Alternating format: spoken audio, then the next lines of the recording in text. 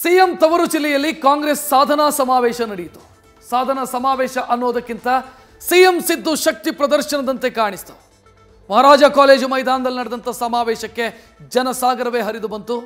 2 ವರ್ಷಗಳ ಕಾಂಗ್ರೆಸ್ ಸರ್ಕಾರದ ಸಾಧನೆಗಳ ಜೊತೆಗೆ 2658 ಕೋಟಿಯ ಅಭಿವೃದ್ಧಿ ಕಾಮಗಾರಿಗಳನ್ನು ಉದ್ಘಾಟಿಸಲಾಯಿತು. ಈ ವೇಳೆ ವಿಪಕ್ಷಗಳ ವಿರುದ್ಧ ಗುಡುಗು ಮಿಂಚು ಹರಿಸಿದ ಸಿಎಂ ಅಭಿವೃದ್ಧಿಗೆ ಚರ್ಚೆಗೆ ಪಂಥಾಹ್ವಾನ ಕೊಟ್ಟರು.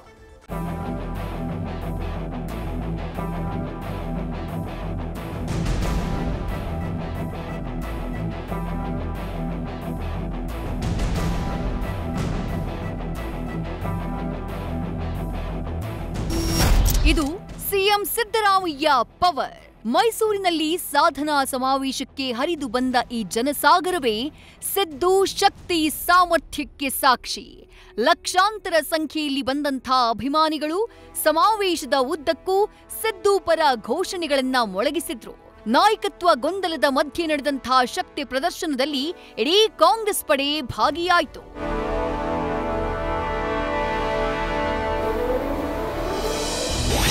ತವರು ಜಿಲ್ಲೆಯಲ್ಲಿ ಸಿಎಂ ಸಿದ್ದರಾಮಯ್ಯ ಪವರ್ ಶೋ, ಅಭಿವೃದ್ಧಿಗಳ ಬಹಿರಂಗ ಚರ್ಚೆ, ವಿಪಕ್ಷಕ್ಕೆ ಪಂಥಾಹ್ವಾನ.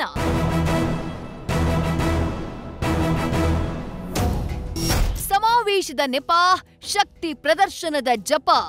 ಕುರ್ಚಿ ಕುರುಕ್ಷೇತ್ರದ ಜಟಾಪಟಿ ಬೆನ್ನಲ್ಲೇ ಬೃಹತ್ ಕಾರ್ಯಕ್ರಮ ಆಯೋಜಿಸಿ ಸಿದ್ದರಾಮಯ್ಯ ಸಡ್ಡು ಹೊಡೆದಿದ್ದಾರೆ. ಕೃಷಿ, ಕೈಗಾರಿಕೆ, ನೀರಾವರಿ, ಸಣ್ಣ ಉದ್ಯಮ ಸೇರಿ ಬರೋಬ್ಬರಿ 28 ಇಲಾಖೆಗಳ ಅಭಿವೃದ್ಧಿ ಕಾಮಗಾರಿಗಳ ಒಟ್ಟು 2658 ಕೋಟಿಯಲ್ಲಿ ವಿವಿಧ ಅಭಿವೃದ್ಧಿ ಕಾಮಗಾರಿಗೆ ಶಂಕುಸ್ಥಾಪನೆ ಹಾಗೂ ಉದ್ಘಾಟನೆ ನೆರವೇರಿದೆ. ಕಾರ್ಯಕ್ರಮಕ್ಕೆ ಎಐಸಿಸಿ ಅಧ್ಯಕ್ಷ ಖರ್ಗೆ, ಡಿಸಿಎಂ ಡಿಕೆಶಿ ಸೇರಿ ಸಂಪುಟ ಸಚಿವರು ಹಾಜರಾದರು.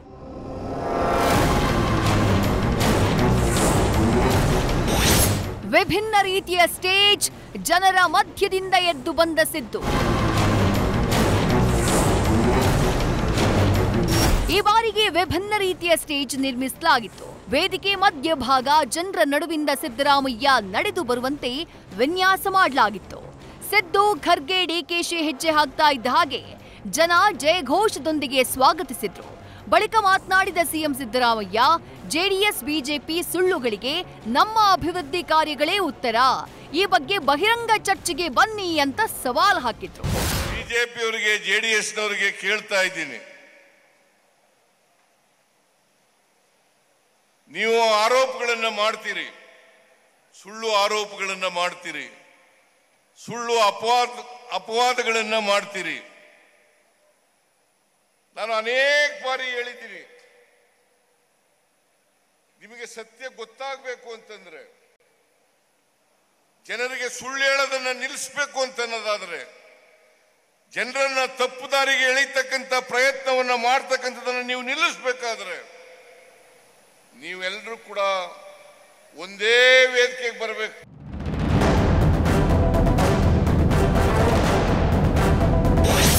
ಗ್ಯಾರಂಟಿಯಿಂದಾಗಿ ಸಮಸ್ಯೆ ಅಂತ ನಮ್ಮವರೇ ಕೆಲವರು ಹೇಳ್ತಾರೆ.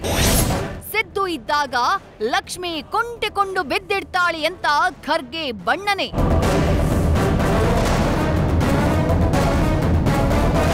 ಗ್ಯಾರಂಟಿಗಳನ್ನ ಕೇವಲ ವಿಪಕ್ಷಗಳು ಮಾತ್ರವಲ್ಲ, ಕಾಂಗ್ರೆಸ್ನಲ್ಲೇ ಕೆಲವರು ಅಪಸ್ವರ ಎತ್ತುತ್ತಿದ್ದಾರೆ ಅಂತ ಹೇಳಿ ಎಐಸಿಸಿ ಅಧ್ಯಕ್ಷ ಮಲ್ಲಿಕಾರ್ಜುನ ಖರ್ಗೆ ಮೊದಲ ಬಾರಿಗೆ ಬಹಿರಂಗಪಡಿಸಿದ್ದಾರೆ.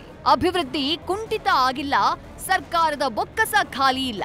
ಸಿದ್ದರಾಮಯ್ಯ ಇದ್ದಾಗ ಲಕ್ಷ್ಮಿ ಕಾಲು ಕುಂಟಿಕೊಂಡು ಬಿದ್ದಿಡ್ತಾಳಿ ಅಂತ ಹೇಳಿ ಸಿದ್ದು ಆರ್ಥಿಕ ಹಿಡಿತವನ್ನ ಬಣ್ಣಿಸಿದ್ದಾರೆ. ಕೊನೆಗೆ ನಾವು ಬಯಸ್ಕೊಳ್ಳೋದೇನೆಂದ್ರೆ, ಏನ್ರಿ ಡೆವಲಪ್ಮೆಂಟ್ ಆಗಿಲ್ಲ, ಎಲ್ಲ ನಾರಾಜಾಗ. ನನಗೆ ದುರ್ದೈವ ಅಂದ್ರೆ ನಮ್ಮವರೇ ಕೆಲವು ಹೇಳ್ತಾರೆ,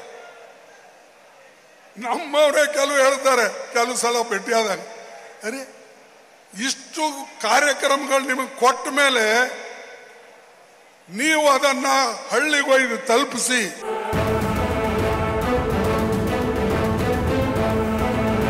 ಇನ್ನು ಭಾಷಣದ ವೇಳೆ ಡಿಸ್ಟರ್ಬ್ ಮಾಡಿದ್ದಕ್ಕೆ ಸಚಿವ ಮಹಾದೇವಪ್ಪಗೆ ಖರ್ಗೆ ಗದರಿದ ಘಟನೆ ನಡೆಯಿತು.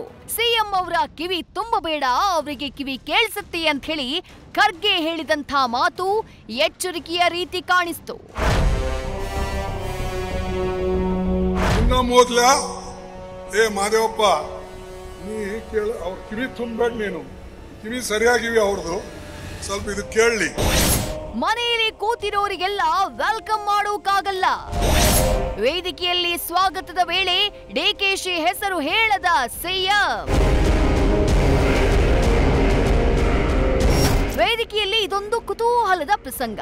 ಸಿಎಂ ತಮ್ಮ ಭಾಷಣದ ವೇಳೆ ಡಿಸಿಎಂ ಡಿಕೆ ಶಿವಕುಮಾರ್ ಹೆಸರನ್ನ ಪ್ರಸ್ತಾಪ ಮಾಡಲಿಲ್ಲ. ಈ ವೇಳೆ ವಕೀಲರೊಬ್ರು ಸಿಎಂ ಗಮನಕ್ಕೆ ತಂದ್ರು. ಆಗ್ಲೇ ಡಿಕೆಶಿ ಬೆಂಗಳೂರಿಗೆ ಪ್ರಯಾಣ ಬೆಳೆಸಿದ್ರಿಂದ ಹೆಸರು ಹೇಳಿಲ್ಲ ಎಂದ ಅವರು ಇಲ್ಲಿದ್ದವರಿಗೆ ವೆಲ್ಕಮ್ ಅಷ್ಟೇ ಅಂತ ಹೇಳಿ ಗರಂ ಆದ್ರು.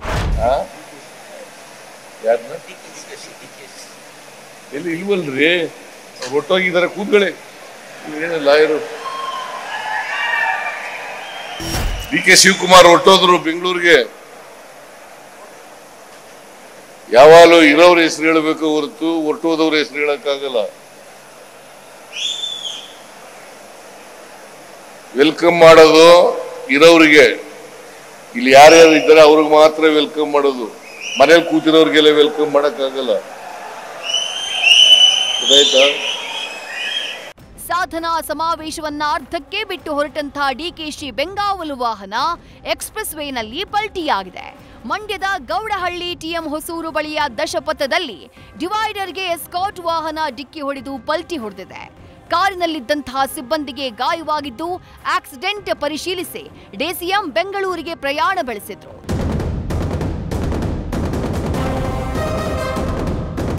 ಒಟ್ಟಾರೆ ತಮ್ಮ ಕರ್ಮ ಭೂಮಿ ತವರು ನೆಲ ಮೈಸೂರಿನಲ್ಲಿ ಸಾಧನಾ ಸಮಾವೇಶ ನಡೆಸಿದಂತಹ ಸಿಎಂ ಸಿದ್ದು ಪವರ್ ಶೋ ಮಾಡಿದ್ರು. ಈ ಮೂಲಕ ಕುರ್ಚಿ ಜಟಾಪಟಿಗೆ ಚೆಕ್ ಮೇಟ್ ಇಟ್ರು.